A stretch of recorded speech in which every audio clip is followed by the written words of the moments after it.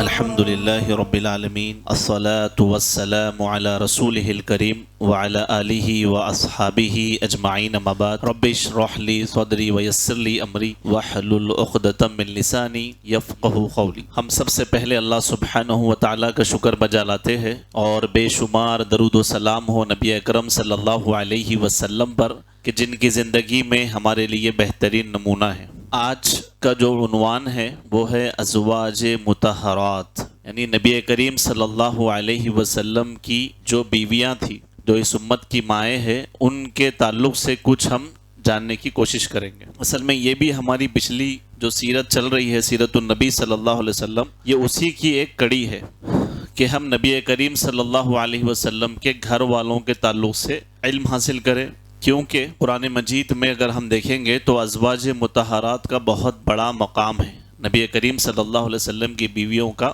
بہت بڑا مقام ہے۔ تو کچھ باتیں سب سے پہلے اس حوالے سے یاد رکھیے کہ کیا ہے مقام نبی کریم صلی اللہ علیہ وسلم کے ازواج کا، مقام اسلام کے اندر کیا ہے۔ اگر ہم پڑھیں گے سورہ احزاب کی آیت نمبر 6 تو اللہ تعالیٰ نے کہا وَأَزْوَاجُهُ أُمَّهَاتُهُمْ، اللہ نے کہا رسول اللہ کی بیویاں امت کی مائیں ہیں۔ کیا ہے؟ امت کی مائیں ہیں۔ جس طرح ہماری ماؤں سے ہم محبت کرتے ہیں، احترام کرتے ہیں، ادب کرتے ہیں، تعظیم کرتے ہیں، اسی طریقے سے ہم پر لازم ہے کہ ہم نبی کریم صلی اللہ علیہ وسلم کی بیویوں کا احترام کریں، وہ امت کی مائیں ہیں۔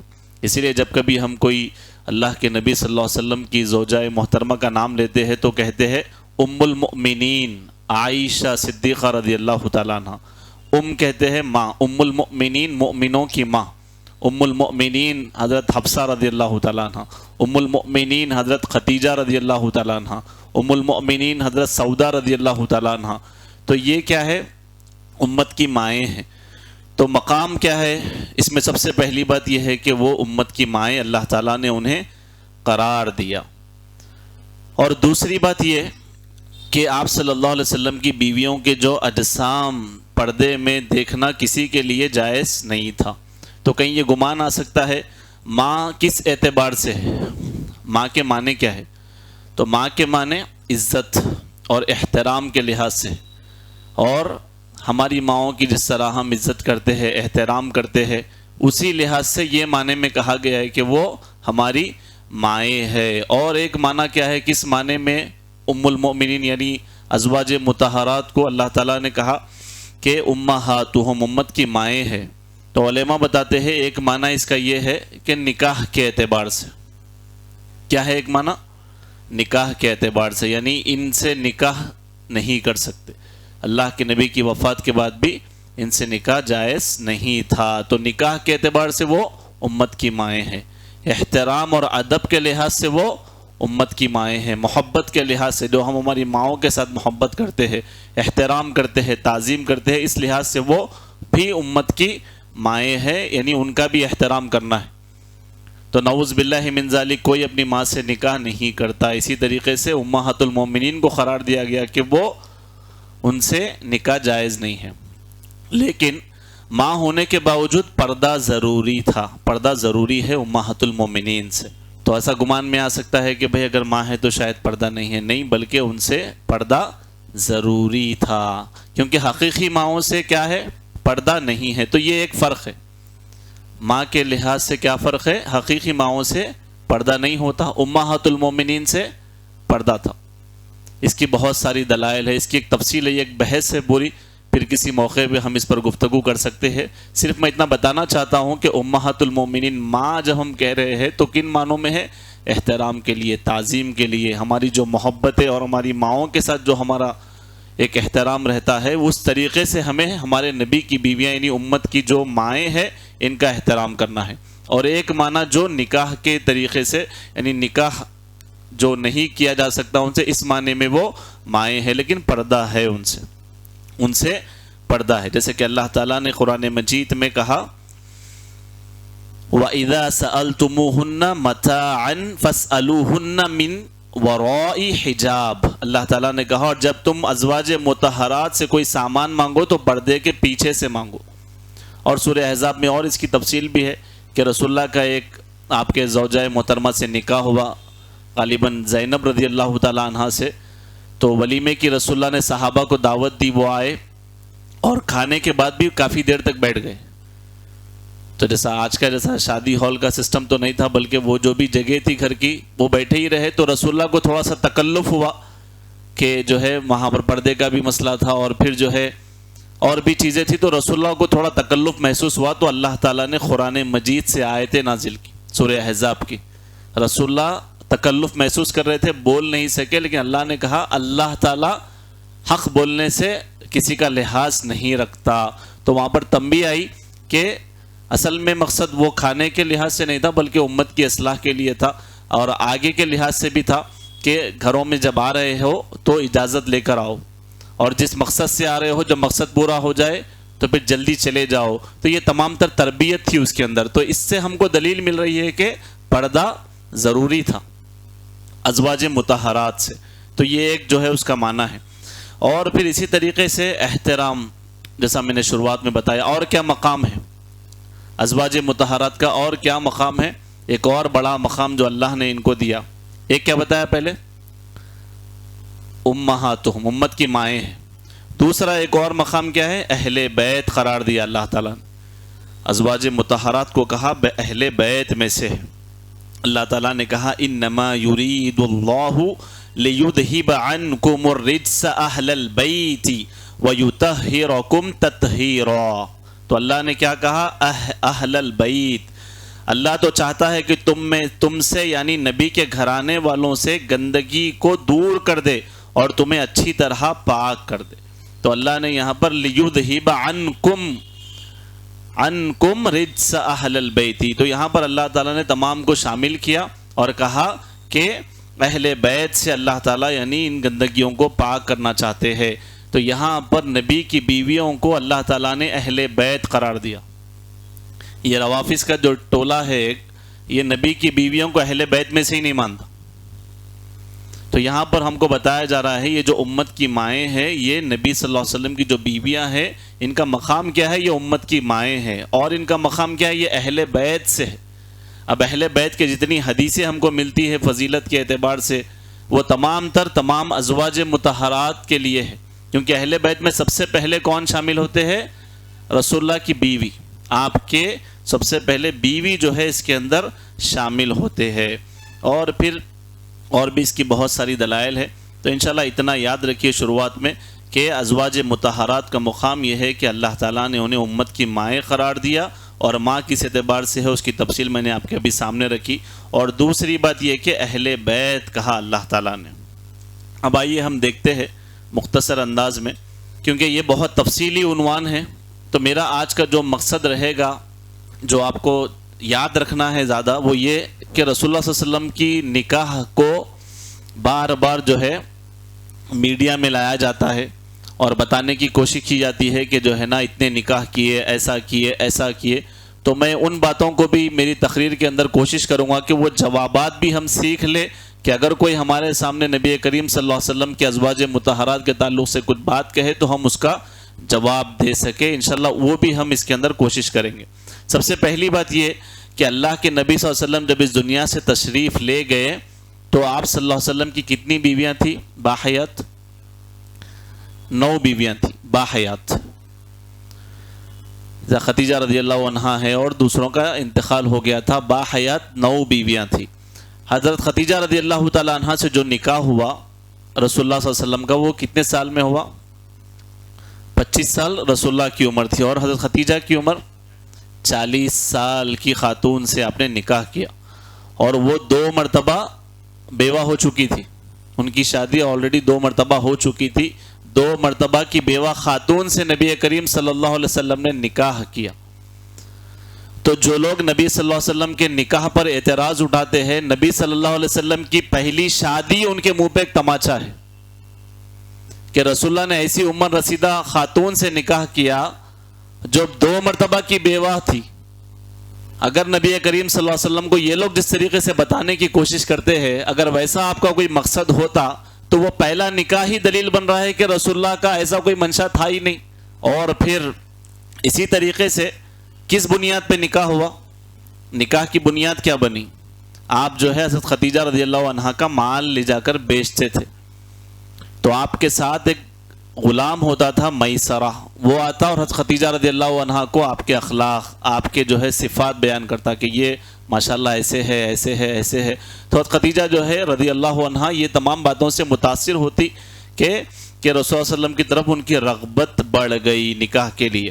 کیا وجہ تھی؟ آپ کی سچائی، آپ کی امانت داری، اور پھر مال میں جو تجارت تھا، جو دگنا فائدہ تھا، یہ تمام تر چیزیں جو ہے وہ بیان کرتے تھے. میں نے اس سے پہلے بھی یہ بیان میں جو ہے شروعات کے جو ہمارے دروس تھے اس کے اندر ان باتوں کو رکھا تھا کہ جب خدیجہ رضی اللہ عنہ کا مال لے جاتے تو کیا کیا حالات جو ہے پیش آتے.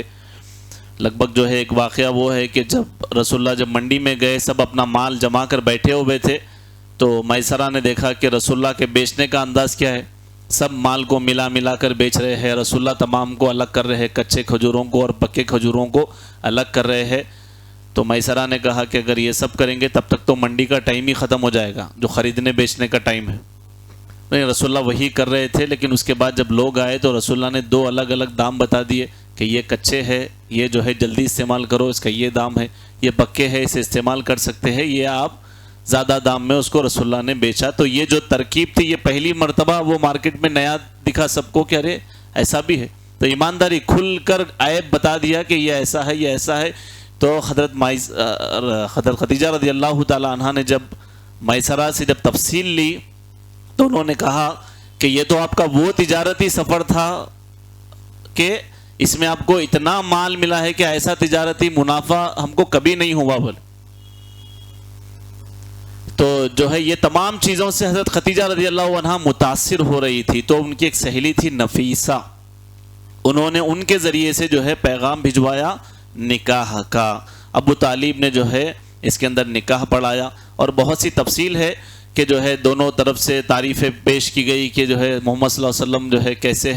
اور حضرت خدیجہ رضی اللہ تعالی عنہ بھی بڑی پاک دامن خاتون تھی اور بڑی محترم خاتون تھی، تو ان کی بھی فضیلتیں بیان کی گئی.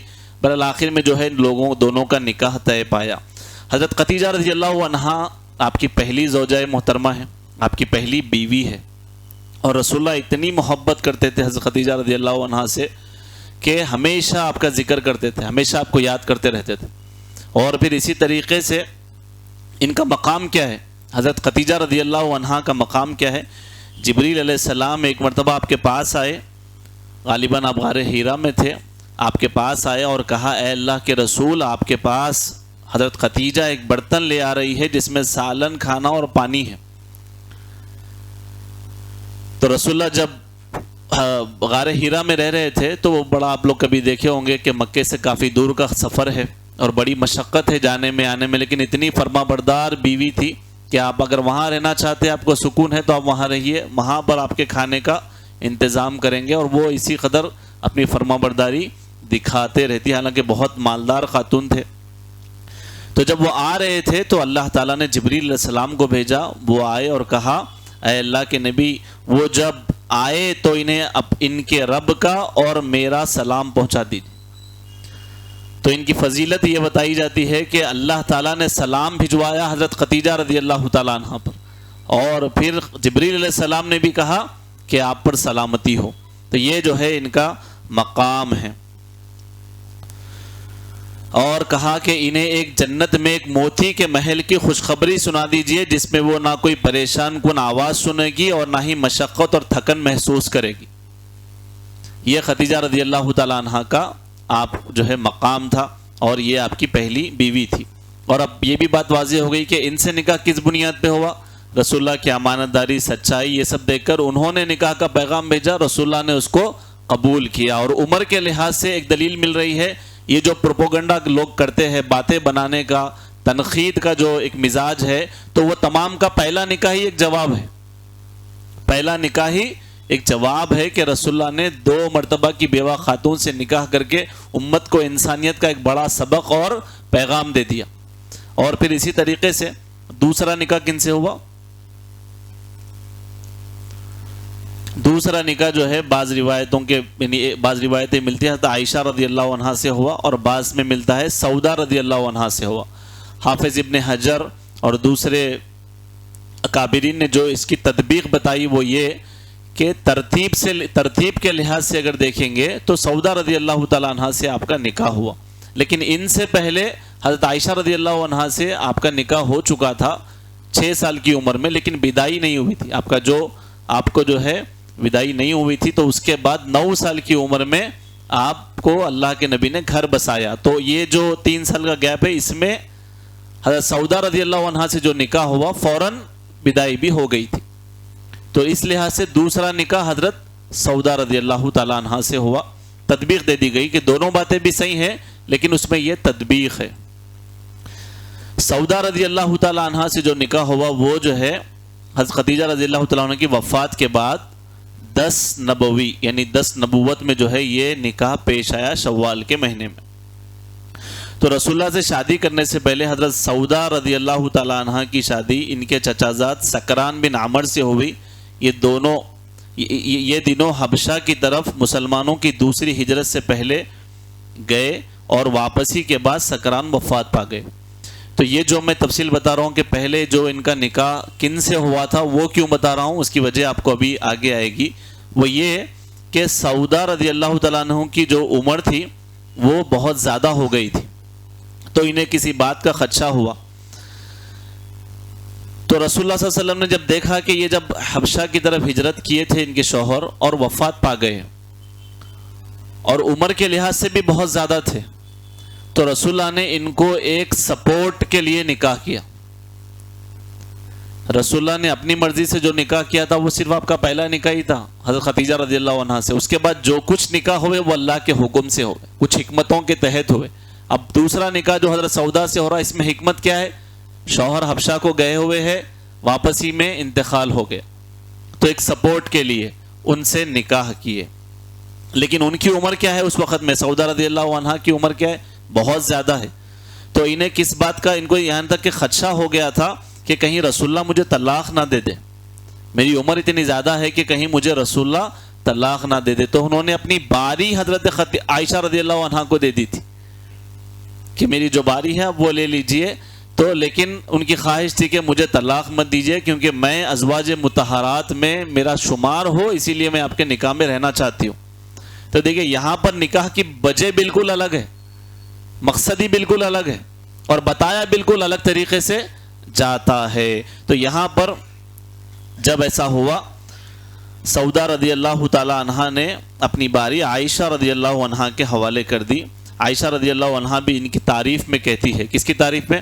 سودا رضی اللہ عنہا کے بارے میں کہتے ہیں کہ اگر کوئی عورت ایسی نہیں کہ مجھے اس جیسا بننا پسند ہو سوائے سودا رضی اللہ عنہا کے، البتہ ان کے مزاج میں کچھ تیزی تھی، بولے یعنی اتنی نیک خاتون تھی کہ میں بھی چاہتی تھی وہ حضرت عائشہ کہ میں بھی ان کی طرح بن جاؤں۔ اور پھر اسی طریقے سے یہ جو ابھی بتایا میں آپ کو باری کے بارے میں، اللہ تعالیٰ نے قرآن مجید میں بھی اس کے تعلق سے آیت نازل کی، کہا اللہ تعالیٰ نے وَإِنِ امْرَأَةٌ خَافَتْ مِنْ بَعْلِهَا نُشُوزًا أَوْ إِعْرَاضًا فَلَا جُنَاحَ عَلَيْهِمَا أَنْ يُصْلِحَا بَيْنَهُمَا صُلْحًا وَالصُّلْحُ خَيْرٌ۔ اللہ تعالیٰ نے کہا اگر کوئی عورت اپنے خاوند سے ناراضی یا نفرت کا خدشہ محسوس کرے کہ کہیں میرا شوہر ناراض ہو جائے گا یا نفرت پیدا ہوگی، تو کوئی حرج نہیں کہ وہ آپس میں مصالحت کر لے، اور مصالحت طلاق سے بہتر ہے۔ تو حضرت سودا نے مصالحت کر لی کہ دیکھیں میری اتنی بڑی عمر ہے تو رسول اللہ جو ہے کہیں مجھے طلاق نہ دے دے، لہذا آپ میری باری لے لیجئے۔ تو حضرت خدیجہ عائشہ رضی اللہ عنہا کی جو باری تھی دنوں کے اعتبار سے وہ 2 دن کی تھی۔ تو یہ جو ہے حضرت سودا رضی اللہ تعالی عنہا کے تعلق سے ہے، اور بھی بہت ان کی فضیلتیں ہیں۔ اور پھر اس کے بعد تیسرا نکاح جو ہے وہ حضرت عائشہ رضی اللہ عنہا سے آپ کا ہوا۔ تیسرا نکاح کتنے برس کی عمر میں ہوا؟ 6 سال کی عمر میں۔ اور کب گھر بسایا رسول اللہ نے ان کا؟ 9 سال کی عمر میں۔ اب سب سے پہلی بات یہ ہے کہ لوگ یہاں پر عمر سنتے ہی جو ہے بتاتے ہیں کہ مذاق اڑانے کی کوشش کرتے ہیں کہ ایسا کیسا ہے۔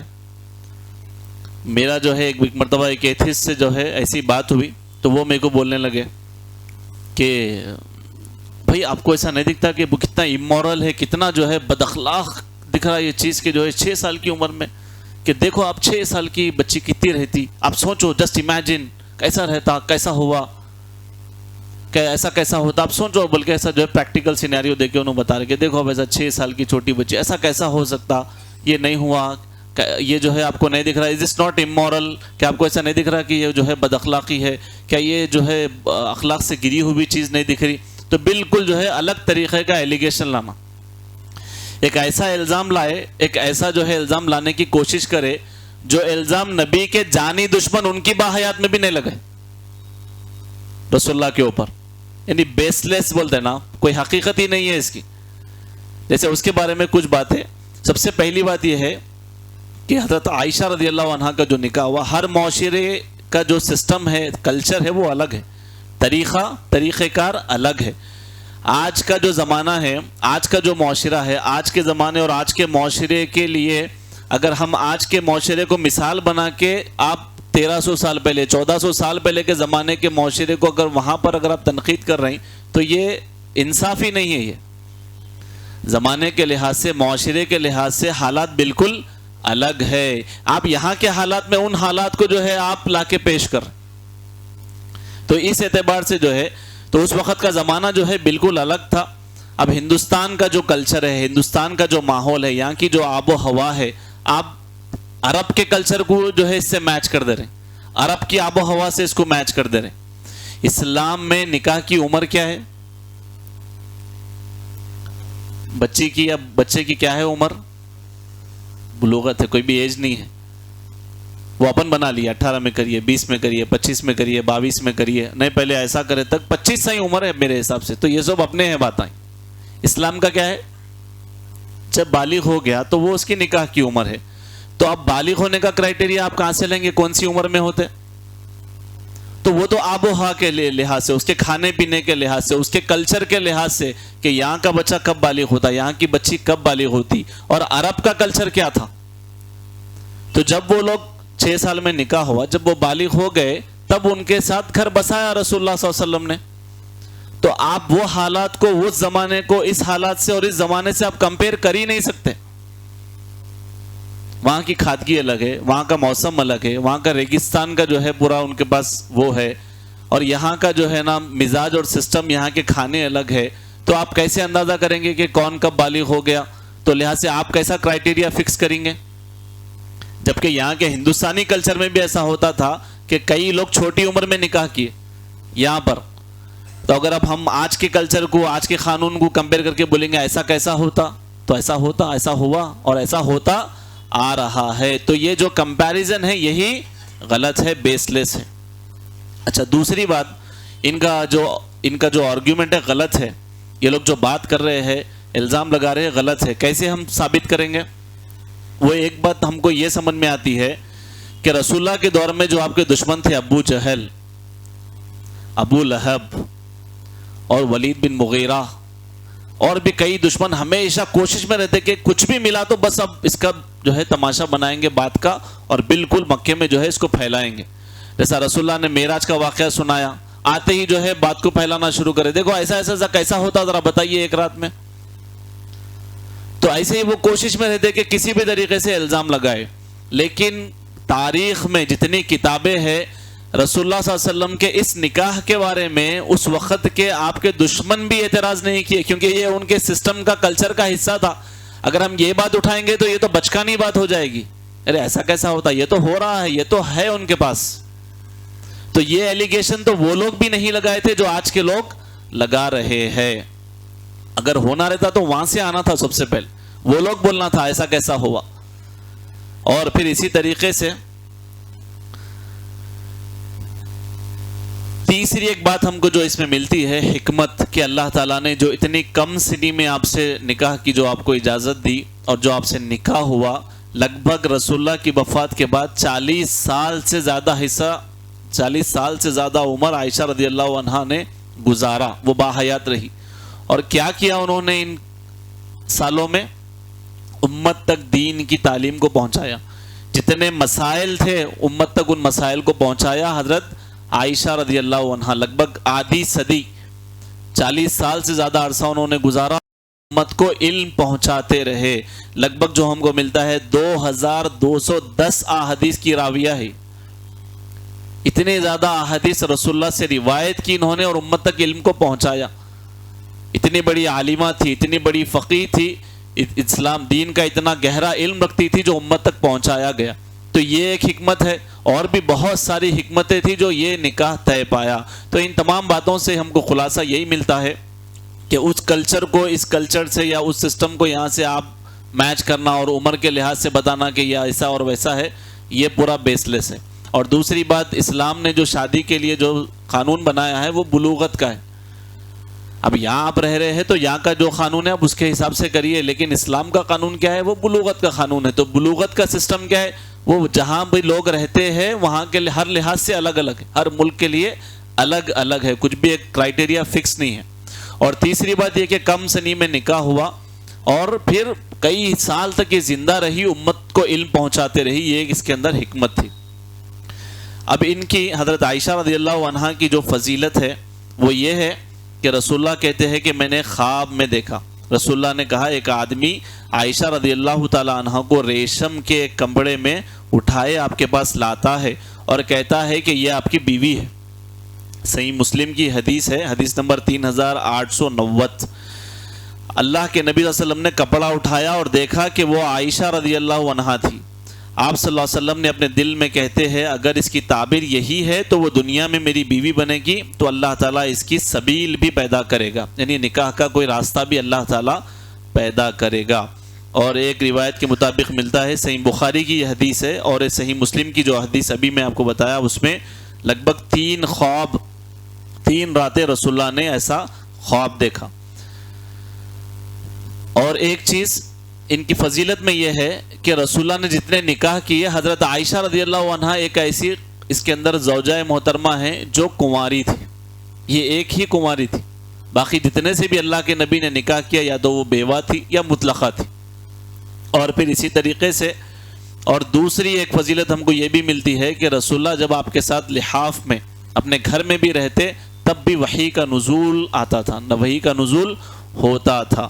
اور رسول اللہ صلی اللہ علیہ وسلم نے جو ہے آپ سے نکاح کی جو بات ہوئی وہ کیسے طے پائی, عثمان بن مظعون کی بیوی خولہ بنت حکیم یہ ذریعہ بنی کہ انہوں نے جو ہے نکاح کے لیے بات کی اس بارے میں. تو یہ حضرت عائشہ رضی اللہ تعالی عنہا کے نکاح کی چند تفصیلات ہیں. بہت تفصیلی باتیں ہیں, میں صرف مختصر بتاتے ہوئے آگے جا رہا ہوں. تو ابھی تک کتنے دیکھے ہم؟ 3. کون کون پہلے؟ عائشہ رضی اللہ عنہ. چوتھے ہے حفصہ بنت عمر, عمر رضی اللہ تعالیٰ عنہ کی بیٹی صاحبزادی, آپ سے جو ہے آپ کا نکاح ہوا. اب دیکھیے نکاح کی وجہ کیا بن رہی, ان سے نکاح کیوں کیا رسول اللہ نے؟ اس کی وجہ یہ تھی کہ خنیس بن حذافہ سہمی انہوں نے اللہ کی راہ میں حبشہ اور مدینے کی 2 ہجرتیں کی. حبشہ کو بھی ہجرت کی ہے اور مدینہ کو بھی ہجرت کی ہے. جنگ احد میں کاری ضرب کی وجہ سے شہید ہو گئے, جنگ احد میں شہید ہو گئے حفصہ رضی اللہ تعالیٰ عنہ کے شوہر. اور پھر اللہ کے نبی صلی اللہ علیہ وسلم دیکھتے عمر رضی اللہ تعالیٰ عنہ کو کہ حفصہ رضی اللہ تعالیٰ عنہ اس سے بےحد غم میں تھی کہ ان کے شوہر کا انتقال ہو گیا, اور یہ غم عمر رضی اللہ تعالیٰ عنہ کو بھی بہت کھائے جا رہا تھا کہ آپ کی بیٹی جو ہے ایک بڑی غم کی کیفیت میں ہے شوہر کے انتقال کی وجہ سے. ایک تو حفصہ رضی اللہ عنہ بھی غم میں ہے, دوسرے عمر رضی اللہ تعالیٰ عنہ بھی غم میں ہیں. اور رسول اللہ عمر رضی اللہ تعالیٰ عنہ سے بھی بہت محبت کرتے تھے, اور بار بار دیکھ رہے کہ جو ہے بیٹی کے جو ہے اس کی وجہ سے بہت غم طاری ہے, ہمیشہ غم میں رہتے ہیں. تو رسول اللہ صلی اللہ علیہ وسلم نے جو ہے ہمدردی کے لیے فیصلہ کیا, دلجوئی کے لیے فیصلہ کیا عمر رضی اللہ تعالیٰ عنہ سے, دلجوئی دکھانے کے لیے کہ میں تمہاری بیٹی سے نکاح کر لیتا ہوں. یہ باتیں اگر لوگوں کے بیچ میں آپ پیش کریں گے تو رسول اللہ کی صحیح سیرت سامنے آئے گی. تو یہ سب نہیں بتانا ہے, خالی نمبر دینا ہے, دیکھیے اتنے نکاح کیے یا ایسا کیے, کس بنیاد پہ نکاح ہو رہا. رسول اللہ دیکھ رہے کہ جو ہے بیٹی غم میں ہے عمر رضی اللہ تعالیٰ عنہ کی, اور عمر رضی اللہ تعالیٰ عنہ خود غم میں ہے بیٹی کی وجہ سے. تو چونکہ بہت محبت کرتے تھے عمر رضی اللہ تعالیٰ عنہ سے, ان کی دلجوئی کے لیے اللہ کے نبی نے ان سے نکاح کر لیا. اور پھر اسی طریقے سے بعد میں جو ہے اللہ کے نبی صلی اللہ علیہ وسلم کے بارے میں آتا ہے کہ ان سے جب نکاح ہوا بعد میں اللہ کے نبی نے ان کو طلاق بھی دے دی تھی، لیکن بعد میں اللہ تعالیٰ نے جبریل علیہ السلام کے ذریعے سے پیغام پہنچایا کہ رجوع کر لیجئے. تو جبریل علیہ السلام آئے اور آ کر کہا کہ آپ حفصہ سے رجوع کر لیجئے. کیوں؟ کیونکہ وہ بہت زیادہ روزے رکھنے والی ہے، بکثرت قیام کرنے والی ہے، اور جنت میں بھی آپ کی بیوی ہے. اور ازواج مطہرات کی فضیلت میں ایک بات یہ بھی ہے کہ جتنی بیویاں آپ کی دنیا میں تھی، جنت میں بھی یہ آپ کی بیویاں رہے گی. یہ آپ کا مقام ہے. حفصہ رضی اللہ عنہا کی وفات کب ہوئی؟ 45 ہجری میں ہوئی، ماہ شعبان کے مہینے میں. اس کے بعد ایک اور نکاح ہوا ام سلمہ سے. تو آپ غور کرتے جائیے کہ کس کس بنیاد پہ نکاح ہو رہا اور کیسے حالات میں ہو رہا.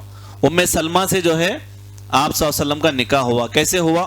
ابو سلمہ جو ان کے شوہر تھے، وہ جو ہے رسول صلی اللہ علیہ وسلم کے پھوپھی زاد بھائی تھے. جنگ احد میں شدید زخمی ہوئی اور بعد میں شہادت ہو گئی ان کی. جنگ احد میں شریک ہوئے اور شہادت پا لیے.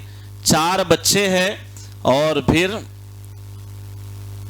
دعائیں کرتی تھی ہمیشہ اللہ تعالیٰ سے، انا للہ و انا الیہ راجعون، اللہم اجرنی فی مصیبتی و اخلف لی خیر منہا. دعا کرتے رہتی تھی. کیا ہے؟ اے اللہ میری اس مصیبت کا اجر عطا فرما اور مجھے اس کے بجائے بہترین بدلہ دے. یہ جو ابو سلمہ کا انتقال ہوا ہے، مجھے بہترین بدلہ دے اس کا. اور یہ دعائیں کرتے رہتی تھی. اللہ کے نبی صلی اللہ علیہ وسلم نے ان کے خاوند کے وفات کے بعد جو ہے دل میں سوچا بھی کرتی تھی کہ مجھے ابو سلمہ سے جو ہے اچھا شوہر کہاں مل سکتا ہے. بار بار ان کا یہ بھی خیال آتا اور دعائیں بھی کرتے رہتی تھی. تو اللہ کے نبی صلی اللہ علیہ وسلم نے جو ہے نکاح کا پیغام آنے کے بعد جو ہے ان کو نکاح کا پیغام بھیجا. تو اس کے بعد جو ہے یہ جو ام سلمہ تھی، انہوں نے رسول اللہ سے کہا کہ اے اللہ کے نبی، اللہ کے رسول، ایک تو میں غصے والی ہوں. ام سلمہ کیا کہہ رہی ہے؟ ایک تو میں غصے والی ہوں، اور دوسرا بال بچوں والی ہوں، اور میرا کوئی ولی یہاں موجود نہیں ہے. تو اللہ کے نبی نے کہا کہ تمہارے بال بچوں کے لیے اللہ کافی ہے. دیکھیے عقیدہ بھی سکھا رہے، بال بچوں کے لیے اللہ کافی ہے. بعض لوگ ایسا بات کرتے، بال بچوں کا کیسا ہوں گا، بال بچوں کا کیسا ہوں گا. تو پھر ہم زندہ رہ کے بھی کیا ہم ان کو رزق کھلا رہے؟ کیا یہ ہمارا عقیدہ ہے؟ ہمارا عقیدہ یہ ہونا ہی نہیں چاہیے. اللہ کھلانے والا ہے، اللہ تعالیٰ ان کی پرورش کرنے والا ہے، اللہ زندگی اور موت کا مالک ہے. یہ زبان پہ الفاظ بھی ادا کرنا یہ عقیدے کے خلاف ہے. کیسا ہوگا؟ نہیں، اللہ پالے گا، اللہ کھلائیں گا، اللہ تعالیٰ ان کے ساتھ. ہاں آپ یہ دیکھو کہ آپ ایسا کرے تو وہ انصاف ہو رہا کیا نا انصافی ہو رہی؟ آپ اللہ کے پاس مجرم بن رہے یا پھر یہ انصاف کا تقاضا ہے؟ وہ دیکھو آپ، کہیں اللہ کے پاس آپ مجرم بن کے نہ ٹھہرے. اس کے بارے میں سوچو. کھلانے والی ذات تو اللہ تعالیٰ کی ہے. بندہ اگر تھوڑے لمحے کے لیے بھی سوچے میں کھلا رہا ہوں، میں پرورش کرتا ہوں، میری طرف سے ہو رہا، تو کیا برب ہے؟ اللہ تعالیٰ کھلانے والا ہے. تو یہاں پر اللہ کے نبی نے کہا تمہاری جو اولاد ہے ان کے لیے اللہ کافی ہے. اور رہا تمہاری غیرت اور غصے کا، تو میں اللہ سے دعا کروں گا کہ اللہ تعالیٰ اس کو کم کرے. اور کہا تمہیں ضرورت سے زیادہ غصہ اور غیرت سے بچائے، بلکہ دعا دی، میں اللہ سے دعا کروں گا. اور رہا تمہارا ولی، اگر تمہارا ولی موجود بھی ہوگا تو وہ میرے ساتھ نکاح کے لیے ناپسند نہیں ہوگا، بلکہ وہ راضی ہو جائے گا. پھر بعد میں جو ہے ان کا نکاح خود ان کے بیٹے جو ہے ولی بن کے ان کا نکاح کریں. دیکھیے کتنا ذہن صاف تھا ان کا نکاح کے بارے میں. آج اگر کسی والدہ کا انتقال، شوہر کا انتقال ہو گیا، تو بیٹوں کے دماغ میں یہ تصور بھی نہیں آتا کہ جو ہے ہم کسی طریقے سے ماں کے نکاح کا انتظام کریں. اگر اتنا ایسا ماحول ہے کہ غلطی سے بھی ماں اپنی زبان پہ نہیں لا سکتی کہ میرا نکاح کراؤ. بڑا عجیب ماحول ہے، بڑا جو ہے عجیب کلچر ہے نکاح کے تعلق سے. کیونکہ ایک نحوست ہے، ایک شوہر تمہارے ساتھ نکاح میں تھا، انتقال ہو گیا، تو ہندوؤں میں ایک کلچر ہے کہ بہت منحوس ہے یہ بھی ہے. اب اس منحوس سے کون شادی کریں گا؟ تو اتنی منحوسیت پہلے مسلمانوں میں بھی آ گئی. ارے بولو بھی نکو. کبھی ایسا ہوتا کہیں جانا کرنا رہے، ان کا انتقال ہو گیا، اب کوئی مشورہ دیجئے ان کا کسی نکاح. ارے تم کہیں کو بول رہے سب یہ بات ہم بولنا ہی نہیں، یہاں پر یہ سب نہیں رہتا ادھر. یہاں دیکھیے کیسا نکاح ہو رہا. اللہ تعالیٰ ہمارے ذہنوں کو صاف کرے، اللہ تعالیٰ صحیح اسلام کی توفیق عطا فرمائے، اللہ دین کی صحیح سمجھ ہمیں عطا کرے. تو بہرحال جو ہے ان کا جو ہے نکاح ہو گیا. اس کے بعد ایک اور نکاح، تو اس میں بھی نکاح کی وجہ کیا بن رہی؟ ان کو سپورٹ کیا اللہ کے نبی صلی اللہ علیہ وسلم. اور پھر ایک اور زینب بنت خزیمہ، ان کا ایک لقب تھا ام المساکین، مساکین کی ماں. یہ جو ہے بہت زیادہ مساکین کو جو ہے کھلایا کرتی تھی اور ان کا بہت زیادہ خیال رکھتی تھی۔ لگ بھگ 31 ماہ بعد جو ہے ان کا نکاح ہوا زینب بنت خزیمہ کا۔ کن 31 ماہ بعد کس سے؟ حفصہ رضی اللہ تعالیٰ عنہ کے نکاح سے۔ تو لگ بھگ ابھی جو ہے ہم لوگ 5 دیکھ لیے، خدیجہ رضی اللہ عنہ، عائشہ رضی اللہ، اس کے بعد سودا رضی اللہ عنہ، عائشہ رضی اللہ عنہ، حفصہ رضی اللہ عنہ، ابو سلمہ رضی اللہ عنہ، اور یہ ہے زینب بنت خزیمہ۔ زینب نام 2 ہے، ایک ہے زینب بنت خزیمہ اور ایک ہے زینب بنت جحش۔ تو یہ جس کا ذکر کر رہا ہوں یہ کون ہے؟ زینب بنت خزیمہ ہے۔ ان کا لقب کیا تھا؟ ام المساکین تھا۔ ان کے بارے میں آتا ہے کہ ان کا جو پہلے نکاح ہوا تھا وہ عبداللہ بن جحش سے ہوا تھا، جو غزوہ احد میں شہید ہو گئے۔ پھر اس کے بعد میں عبیدہ بن حارث جو غزوہ بدر میں جو ہے یہ بھی شہید ہو گئے۔ پہلے غزوہ بدر میں یہ شہید ہوئے، پھر غزوہ احد میں عبداللہ بن جحش بھی شہید ہو گئے۔ تو اللہ کے نبی صلی اللہ علیہ وسلم نے جو ہے اللہ کے وسلم نے ان سے نکاح کیا۔ لگ بھگ 18 ماہ جو ہے یہ اللہ کے وسلم کے پاس رہی۔ اس کے بعد 4 ہجری میں جو ہے آخر میں وفات پا گئی۔ تو وفات پانے میں یہ ایک آ گئے اور سب سے پہلے خدیجہ رضی اللہ عنہا آ گئے۔ اور بھی جو ہے بہت سارے یہاں پر تفصیلات ہے، پھر کسی موقع پہ جو ہے ہم لوگ یہ باتیں دیکھ سکتے ہیں۔ پھر بھی مختصر انداز میں کچھ باتیں جو ہے دیکھ لیں گے۔ جویریہ بنت حارث یہ ایک بہت بڑے بادشاہ کی جو ہے بیٹی تھی۔ ان سے اللہ کے نبی صلی اللہ علیہ وسلم نے نکاح کیا۔ بہت خوبصورت جو ہے رنگ روپ والی تھی اور بہت نیک اور صالح تھی اور بہت اللہ کا ذکر کرنے والی تھی۔ تو یہ جو ہے ثابت بن قیس کے جو ہے حصے میں آئی تھی۔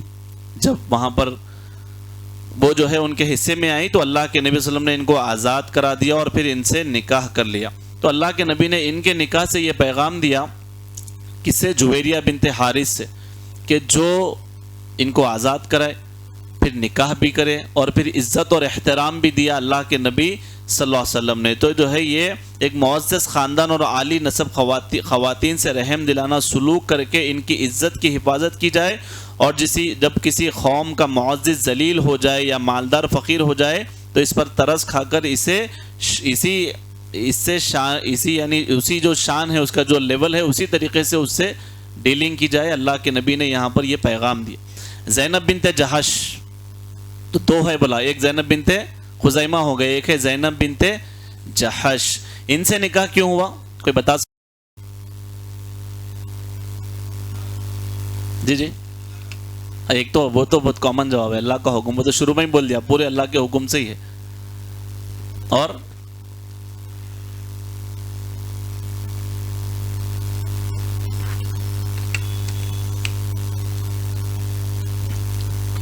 نہیں، حکمت وہ سپورٹ بھی ہے یہاں پر، سپورٹ کے لیے نہیں ہے، یہ دوسرا ہے۔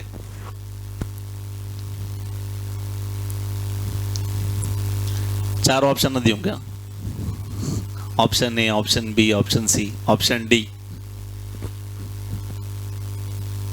آپشن اے حکمت، ایسا کچھ بنیں گے کیا؟ تو یہاں پر جو ہے زینب بنت جحش رضی اللہ تعالیٰ عنہ سے نکاح کیوں ہوا؟ اس لیے ہوا کہ رسول اللہ علیہ وسلم کی جو پھوپھی تھی، جو آپ کے یعنی ان کے جو ایک غلام تھے زید بن حارثہ، یہ رسول اللہ کے منہ بولے بیٹے تھے۔ زید بن حارثہ رسول اللہ کے منہ بولے بیٹے تھے۔ تو رسول اللہ نے زینب رضی اللہ عنہا کا نکاح کس سے کیا تھا؟ آپ نے اپنے آزاد کردہ غلام زید بن حارثہ سے کیا تھا۔ تو زید کو آپ صلی اللہ علیہ وسلم نے آزاد کر کے اپنا منہ بولا بیٹا بنا لیا۔ اتنا مشہور ہو گئے تھے زید رضی اللہ تعالیٰ عنہ کہ یہ نبی کے بیٹے ہیں۔ زید بن حارثہ کے بجائے زید بن محمد ایسا مشہور ہو گئے تھے۔ تو قرآن مجید میں بھی ہے نا، اللہ تعالیٰ نے کہا ما کان محمد ابا احد من رجالکم ولکن رسول اللہ وخاتم النبیین۔ ما کان محمد ابا احد من رجالکم، نبی کریم صلی اللہ علیہ وسلم تم میں سے کسی مرد آدمی کے باپ نہیں ہے۔ ما کان محمد ابا احد من رجالکم کہا، رجال کہتے ہیں مرد آدمی کو، تو یہ تم میں سے کسی مرد آدمی کے باپ نہیں ہے، بلکہ کیا ہے؟ ما کان محمد ابا احد من رجالکم ولکن رسول اللہ وخاتم النبیین، بلکہ یہ اللہ کے رسول ہے اور آخری نبی ہے۔ تو اتنا مشہور ہو گیا کہ یہ جو ہے نبی کے بیٹے ہیں۔ تو نبی صلی اللہ علیہ وسلم نے آزاد کیا اور اپنا منہ بولا بیٹا بنا لیا۔ تو کیا منہ بولے بیٹے کے بھی وہی احکامات ہیں جو اصل بیٹا ہوتا ہے؟ نہیں ہے۔ تو یہاں پر اللہ کے نبی نے جب زید بن حارثہ سے جب نکاح کروا دیا ان کا، اس کے بعد زید رضی اللہ تعالیٰ عنہ نے زینب رضی اللہ تعالیٰ عنہ کو طلاق دے دی۔ کیوں طلاق دی؟ اس کی وجہ کیا بنی؟ زینب رضی اللہ تعالیٰ عنہ جو ہے شرافت نسبی کے سبب ہمیشہ زید کے مقابلے میں اپنی بڑائی اور عظمت کا اظہار کرتی اور ان کے لیے تکلیف دہ کلمات استعمال کرتی تھی۔ تو رسول اللہ نے حضرت زینب سے شادی کی۔ اس کے بعد کب کی؟ یکم ذی القعدہ 5 ہجری میں۔ اس وقت زینب رضی اللہ تعالیٰ عنہا کی عمر جو ہے 35 برس تھی۔ کب؟ 35 برس۔ تو اس نکاح کے بارے میں آتا ہے کہ اللہ کے نبی صلی اللہ علیہ وسلم کا جو ان سے نکاح کا مقصد تھا وہ تھا، اس شادی کا مقصد کہ جو متبنہ منہ بولا بیٹے کا جو رسم تھا اس کو ختم کرنا تھا، کہ ان کو منہ بولا بیٹا بنا لیے، اب ان سے شادی نہیں ہوں گی، اب ان کی جو ہے اہلیہ سے جو ہے اگر کچھ وہ ہو گیا، انتقال ہو گیا یا پھر طلاق ہو گیا یا کچھ ہو گیا تو نکاح نہیں کریں گے۔ ایسی رسم یہ جڑ پکڑی ہوئی تھی کہ جو ہے اس کا ختم کرنا تھا۔ تو رسول اللہ نے یہاں پر ان سے کیوں کیا کہ جو منہ بولا بیٹے کی رسم کو ختم کرنا تھا تاکہ جاہلیت کے تمام رسم و رواج ختم کر دیے جائے۔ اس کا بہترین طریقہ یہی تھا کہ منہ بولے بیٹی کی بیوی سے شادی کرائی جائے، اور وہ بھی نبی کریم صلی اللہ علیہ وسلم جیسی عظیم شخصیت کے ذریعے، تاکہ تمام مسلمانوں کی ہچکچاہٹ ختم ہو جائے۔ ایسا کیسا جو بولتے ہیں نا، یہ پوری ہچکچاہٹ نبی صلی اللہ علیہ وسلم کی ہے۔ تو یہ پیغام دینا تھا، اسی لیے جو ہے حضرت زینب رضی اللہ تعالیٰ عنہ دیگر امہات المومنین پر فخر بھی کرتی تھی۔ وہ ہمیشہ کہا کرتی تھی امہات المومنین کو کہ تمہارے نکاح تمہارے اولیاء نے کیے ہیں، جبکہ میرے نکاح اللہ نے 7 آسمان کے اوپر سے کیا ہے۔ حضرت زینب رضی اللہ تعالیٰ عنہ سے شادی کے بارے میں قرآن مجید میں جو آیتیں ہیں، سورہ احزاب کی اگر آیت نمبر 37 اگر آپ پڑھیں گے تو وہاں پر اس کی تفصیل ہے۔ اللہ کے نبی ہچکچا رہے تھے، لیکن اللہ تعالیٰ نے ان آیتوں میں کہا اے اللہ کے نبی زینب آپ کی جو ہے زوجہ ہے رضی اللہ تعالیٰ عنہ۔ بات ہی ختم ہو گئی پوری۔ جو ہچکچاہٹ کہ بھائی میرا بیٹا ہے، منہ بولا بیٹا آزاد کرا لیے، بیٹا بنائے، یہ جو رسم تھا اس رسم کو جڑ سے یہاں پر نکال دیا گیا کہ منہ بولے بیٹے کا اسلام کے اندر کوئی تصور نہیں ہے کہ اس کی بیوی سے نکاح نہیں ہوگا۔ اس سسٹم کو ختم کرنے کے لیے اللہ تعالیٰ نے خاص حکم دیا کہ تم آپ زینب سے نکاح کریے۔ تو سوچ رہے تھے رسول اللہ کہ کیسے نکاح کروں، اللہ تعالیٰ نے کہا حکم دیا کہ ان سے نکاح کروں، اور علماء نے پھر پورے جو دلائل کے بعد بتایا کہ مقصد یہ تھا کہ اس رسم کو ختم کر دیا جائے۔ اور پھر اسی طریقے سے اس کے بعد ہے ام حبیبہ۔ ام حبیبہ یہ جو ہے انہوں نے حبشہ میں ایک بچی کو جو ہے جنم دیا تھا، اس کا نام حبیبہ تھا۔ اصل میں ان کا ایک اور نام ملتا ہے رملہ، رملہ ان کا نام، لیکن کنیت رکھ لیتے تھے وہاں پر، تو یہ لوگ کنیت رکھ لیے ام حبیبہ کے نام سے، اور پھر ان سے جو ہے نکاح ہوا۔ ام حبیبہ سے جو ہے نکاح ہوا۔ تو میں چاہوں گا کہ جو ہے اس کو ہم 2 حصوں میں کریں، کیونکہ اور بھی بہت ساری باتیں ہیں، تو پھر وہ باتیں ویسے ہی رہ جائے گی انشاءاللہ۔ تو ہم دوسرے حصے میں باقی چیزوں کو دیکھیں گے کہ کیسے اللہ کے نبی صلی اللہ علیہ وسلم نے یہاں پر ان سے نکاح کیا تھا۔ ایک بات وہ یہ کہ اللہ کے نبی صلی اللہ علیہ وسلم کا جو نکاح ہوا، اس کی جو زیادہ نکاح کرنے کی جو وجوہات تھی، اس کی وجہ کیا ہو سکتی ہے؟ ایک تو ہمارے سامنے بات آ گئی کہ رسول اللہ صلی اللہ علیہ وسلم کے جتنے ازواج تھے انہوں نے دین کی خدمت کی، امت کو علم پہنچایا، اور بہت طریقے سے یہ معلم اور مفتی کا انہوں نے جو ہے کام انجام دیا۔ پہلا ریزن، پہلی وجہ رسول اللہ کی اتنی شادیاں ہونے کی جو ہم کو ملتی ہے، پہلی وجہ وہ کیا ہے؟ وہ زیادہ عام سوال ہے آج کے میڈیا کا، کثرت ازواج، کثرت ازواج، اتنی زیادہ بیویاں۔ تو پہلا جواب یہی ہے کہ اس وقت کا جو ہے رسول اللہ کا یہ عمل اختیار کرنا دراصل اس وقت کے جو ہے دور کا سیاسی تقاضا تھا۔ یہ اس وقت کی سیاسی ضرورت تھی کہ رسول اللہ اتنے لوگوں سے نکاح کریں، اسی لیے اللہ کے نبی نے یہ کیا۔ کیوں؟ کیونکہ دعوت اسلامیہ کا جو وسیع میدان ہے وہ ایک بیوی سے کفایت نہیں کر سکتے تھے اور بہت سی خانگی مسائل لوگوں سے اوجھل ہونے کا امکان تھا۔ یعنی رسول اللہ اگر ایک بیوی رکھتے اور ان کو تعلیمات دیتے تو امت کے اندر قیامت تک آنے والی جو خواتین کے مسائل، گھریلو باتیں ہیں، ان کو پہنچانے کے لیے یہ پاسبل ہی نہیں تھا، یہ ناکافی تھا۔ تو سیاسی تقاضا تھا، ضرورت تھی، اسی لیے اللہ کے نبی نے کیا تھا، تاکہ بات لوگوں کے سامنے کھل کر آئے، وضاحت سے آئے۔ اسی لیے جب ہم دیکھتے ہیں کہ حضرت عائشہ رضی اللہ تعالیٰ عنہ 2210 احادیث کی راویہ ہے، کئی اسی طریقے سے ازواج مطہرات میں سے کئی احادیث کو انہوں نے روایت کیا، کئی دین کی خدمت کی، کئی باتیں جو رسول اللہ کے گھر کے اندر کی تھی، طریقے تھے اور کئی مسائل تھے، انہوں نے امت کے سامنے پیش کیے۔ اس تقاضے کے لیے رسول اللہ نے یہ کیا تھا۔ اور پھر جب ہم غور کر رہے ہیں تو بعض رسول اللہ کی ازواج میں سے بہت چھوٹی عمر کی ہے جو کھیل رہی ہے ابھی، اور پھر بعض ہم کو اتنی بڑی عمر کے مل رہی ہے کہ ان کا چلنا پھرنا مشکل ہے، جیسے کہ سودا رضی اللہ تعالیٰ عنہ، اور بعض جو ہے جانی دشمن کی بیٹیاں ہیں۔ جب آپ دیکھیں گے کہ اللہ کے نبی صلی اللہ علیہ وسلم نے ابو سفیان کی بیٹی سے بھی نکاح کر لیا رضی اللہ تعالیٰ عنہ۔ کیوں کیا؟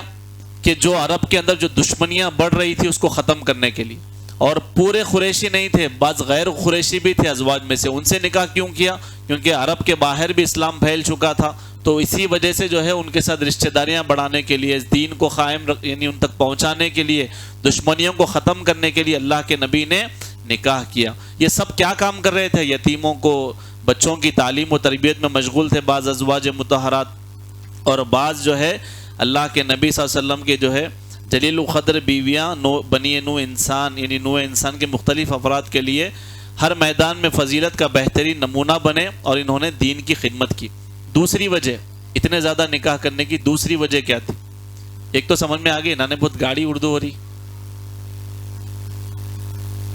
کیا ہے بولیے؟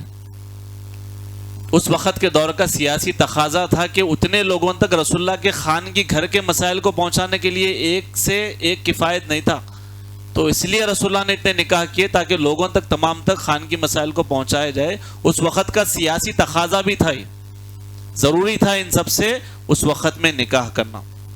دوسرا، اللہ کے نبی جب مدینہ منورہ منتقل ہوئے، مدینہ شفٹ ہوئے، ہجرت کی آپ نے، تو اسلام کا جو دائرہ تھا وہ خالی قریش تک محدود نہیں تھا، بلکہ عرب قبائل کے باہر بھی جو ہے پھیل گیا تھا اسلام۔ تو عرب قبائل بھی آپ کے دشمن بن گئے اور باہر بھی کئی لوگ دشمن بن گئے تھے، تو یہ حکمت کا تقاضا تھا۔ دوسرا، حکمت کا تقاضا تھا کہ رسول اللہ شادیاں کرے، کیونکہ عربوں میں ایک معروف تھا، ایک چیز معروف تھی کہ داماد کی وہ لوگ حفاظت کرتے تھے، داماد کی وہ لوگ حفاظت کرتے تھے، اور اس بات کی تائید لغت سے بھی ہوتی ہے، لغت زبان کے اندر بھی، کیونکہ عورت کے جو رشتہ دار ہوتے ہیں سسرال والے، تو وہ لوگ عرب جو ہے اس کو کیا بلاتے تھے؟ احما کہتے تھے۔ کیا کہتے تھے؟ احما۔ احما کا مطلب کیا ہوتا؟ یہ لفظ حمایت سے ہے، سسرال والے ہیں مطلب احما ہے، احما مطلب میری حمایتی ہے، میرے کو سپورٹ کرنے والے۔ مشہور تھا کوئی اگر کسی کا داماد بن گیا اب اس کی حمایت کرنا ہے، احما۔ تو یہ تو لفظ سے بھی معلوم ہو رہا ہے۔ تو اس مصلحت کے لیے اللہ کے نبی صلی اللہ علیہ وسلم نے اتنے نکاح کیے تاکہ وہاں پر جو دشمنیاں ہیں ختم ہو جائیں، وہاں پر جو عداوتیں ہیں، جو بغض ہے، وہ پورا کا پورا ختم ہو جائے، اسی لیے اللہ کے نبی نے نکاح کیا۔ اچھا، ایک اور سوال جو یہاں پر شیخ نے جواب دیا اس کتاب میں، حالانکہ اس کا جواب تفصیلی ہے، یہاں پر ایک بات آ گئی تو بتا رہا ہوں۔ اب ایک سوال آ سکتا کہ رسول اللہ نے اتنے نکاح کیے تو پھر عام مردوں کو 4 کی ہی اجازت کیوں ہے؟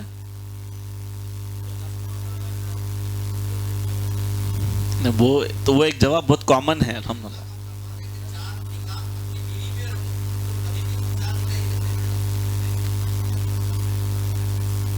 نہیں، رسول اللہ کے 4 نہیں تھے بھائی، نہیں، پریزنٹ میں جب آپ کا انتقال، اب رسول اللہ کی وفات ہوئی تو 9 بیویاں باحیات تھی، وہ نہیں ہے، وہ 4 باحیات کا نہیں ہے۔ وہ اللہ کے نبی صلی اللہ علیہ وسلم کے جو ہے وفات کے وقت 9 بیویاں باحیات تھی، ماشاءاللہ۔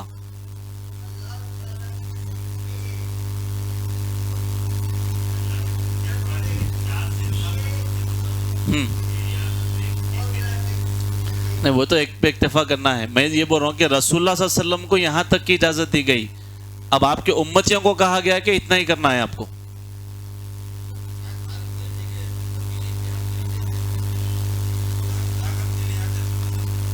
ہاں، تو یہاں پر ابھی جو آپ کو میں ڈیفینیشن بولا احما، یعنی وہ حمایتی ہے، تو اس میں جو ہے شیخ نے ایک اس کے اندر حکمت بیان کی، بہت بہترین۔ شیخ نے کہا کہ اس کی وجہ یہ ہے کہ رسول اللہ کے لیے یہ خصوصیت تھی آپ کی، یہ خاص تھا رسول اللہ کی، امت کے لیے یہ نہیں ہے۔ اب کیوں خاص تھا اور امت کے لیے کیوں نہیں ہے؟ اس کی وجہ یہاں پر یہ بتائی کہ ممکن تھا کہ مصلحت سے لوگ جو ہے ناجائز فائدہ اٹھا لے، کیونکہ لہو لعب کے مارے لوگ جنسی معاملات کی وجہ سے بھی شادی کرتے ہیں۔ کھیل تماشا بن جائے کہ بس اب چھوڑ دیے بھائی، آپ کو کھلا میدان دے دیے، آپ جن سے چاہے نکاح کریے، جن سے چاہے نکاح توڑیے، آپ جیسا چاہے رہیے، تو کہیں لہو لعب، کہیں کھیل کھلونا نہ بن جائے نکاح۔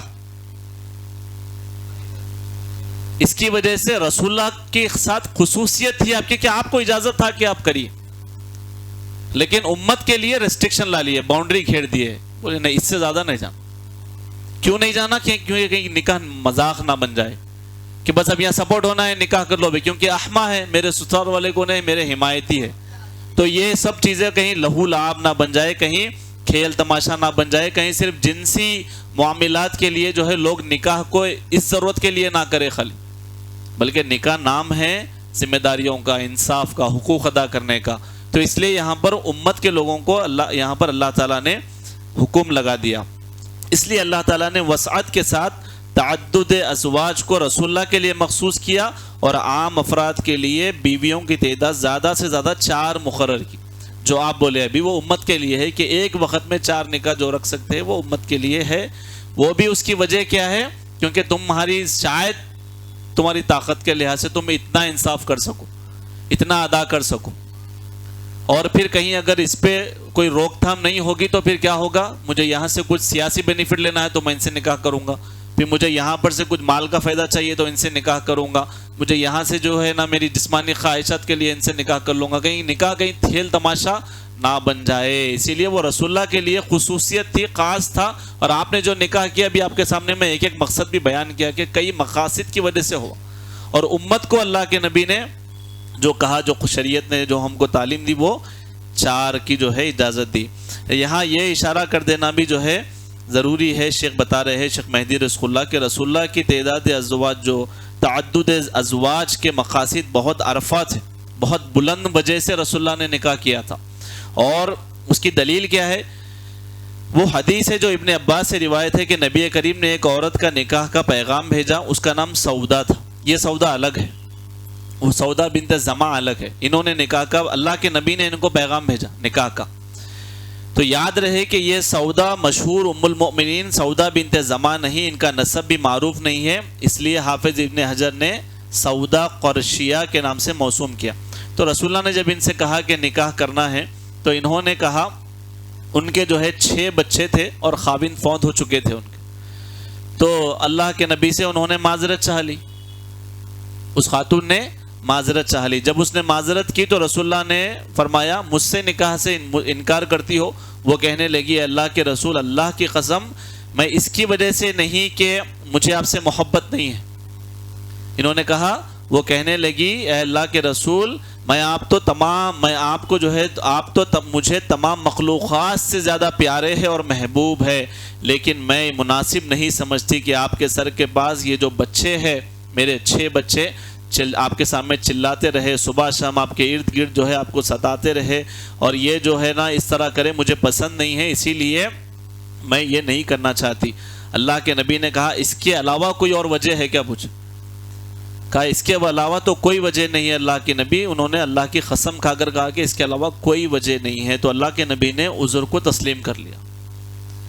تو اس کے بعد جو ہے کیا کہا اللہ کے نبی نے؟ کہا، یرحمک اللہ ان خیر نساء رکبنا اعجاز الابل صالح نساء قریش احناء علی ولد فی صغر وارعاہ علی بعل بذات ید۔ اللہ کے نبی نے کہا، وہ خاتون کی بات سننے کے بعد، اللہ تعالیٰ تم پر رحم فرمائے، اونٹوں پر سوار ہونے والی یعنی عرب کی عورتوں میں سے بہترین عورتیں قریش کی عورتیں ہیں، قریش کی نیک عورتیں ہیں، چھوٹے بچوں پر انتہائی شفیق ہے، اور خاوند کے مال کی بہترین نگران و محافظ ہے۔ تو علماء نے اس دلیل کو، اس نکاح کے پیغام کو دلیل کے طور پر پیش کیا کہ اللہ کے نبی صلی اللہ علیہ وسلم نے پیش کیا، خاتون نے وجہ بتائی کہ جو ہے اللہ کے نبی کہیں یہ لوگ آپ کو ستائے، اللہ کے نبی نے وہاں پر روک دیا۔ تو مقاصد بالکل عرفہ تھے، بہت بلند مقصد سے نکاح کر رہے تھے ہمیشہ۔ اتنے بچے ہیں رسول اللہ نے ان کو وہاں پر نکاح کا پیغام بھیجا۔ جب انہوں نے کہا کہ یہ ایسا نہیں ہے تو رسول اللہ نے ان کی بات کو مان لیا۔ تو رسول اللہ کے جتنے نکاح تھے وہ کسی حکمت کے تحت تھے، کسی مقاصد کے تحت تھے، کسی کا سہارا بننا چاہ رہے تھے، کسی امت کے خواتین کے لیے جو ہے رسول اللہ نے ایک سپورٹ کے لیے اور اسلام کے پھیلانے کے ذریعے کے لیے اور پھر دشمنیوں کو ختم کرنے کے لیے، یہ تمام تر مقاصد کے لیے اللہ کے نبی نے اتنے نکاح کیے تھے، اور یہ اس کی تفصیلات تھی۔ اور بھی اس کی تفصیلات ہے، پھر کسی موقع پہ انشاءاللہ ہم آگے جو ہے اگر کوشش کریں گے کہ اس میں سے جو باتیں رہ گئی ہے ایک اور سیریز میں اس کو کمپلیٹ کریں۔ اللہ تعالیٰ سے دعا ہے کہ اللہ سبحانہ و تعالیٰ ہمیں نبی کریم صلی اللہ علیہ وسلم کا جو ہے دفاع کرنے والا بنائے۔ اللہ کے نبی صلی اللہ علیہ وسلم کے نکاح کے تعلق سے یہ جو غلط فہمی لوگوں میں میڈیا کے ذریعے سے پھیلائی جاتی ہے، اللہ تعالیٰ ہم کو ذریعہ بنائے کہ ہم صحیح تعارف نبی کا ان کے سامنے پیش کریں اور صحیح باتوں کو لوگوں کے سامنے لانے والے بنے۔ اللہ تعالیٰ جب تک زندہ رکھے، اسلام اور ایمان پر رکھے، جب خاتمہ ہو تو ایمان پر ہمارا خاتمہ ہو۔ وآخر دعوانا ان الحمد للہ رب العالمین۔ السلام علیکم ورحمۃ اللہ وبرکاتہ۔